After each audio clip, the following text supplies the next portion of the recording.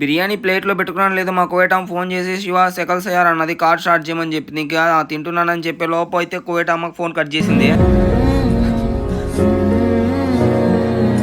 వేడివేడి బిర్యానీలో నిమ్మకాయ పిండుకొని తింటే ఆ టేస్టే వేరు. రోజు బిర్యానీ తింటున్నా కానీ నాకు బిర్యానీ తినాలనిపిస్తుంటుంది. అందుకే బిర్యానీ అయితే చేస్తున్నాను. హైదరాబాద్ దమ్ బిర్యానీ ఎలా చేస్తానో చూడండి. లాస్ట్ వరకు చూసి లైక్ కామెంట్ చేసి సబ్స్క్రైబ్ అయితే చేసుకుని కొత్త వాళ్ళు ఎవరైనా చూస్తుంటే చికెన్ అయితే మంచిగా మసాలా పట్టేంత వరకు అయితే కలిపేసి అయితే స్టవ్ మీద అయితే పెట్టేసాను. పచ్చిమిర్చి, ఆనియన్, క్యారెట్ అయితే ముక్కలు అయితే కోసాను పెరుగు చట్నీ కోసం. ఇలా పెరుగు చట్నీ చేసుకుని తిన్నారంటే అంటే చాలా బాగా టేస్ట్ అయితే ఉంటుంది. మీరు కూడా ఒకసారి కొత్తగా ట్రై చేయండి. మనం పెరుగు చట్నీ చేసే లోపు అయితే మన బిర్యానీ కూడా రెడీ అయిపోయింది. బిర్యానీ చూస్తే నాకైతే దిమ్మ తిరిగి బొమ్మ కనపడింది. ఏంట్రా నేను చేసింది ఇలా అంత బాగుంది ఏంద్రా అనిపిస్తుంది. చూడండి బిర్యానీ చూసిన వాళ్ళు తప్పకుండా అయితే కామెంట్ చేయండి మీకు ఎలా అనిపించిందో. బిర్యానీ పైన ఫ్రైడ్ ఆనియన్స్, ఫ్రైడ్ క్యారెట్ అయితే వేసాను అనమాట. టేస్ట్ అయితే వేరే లెవెల్ ఉంటుంది అనమాట.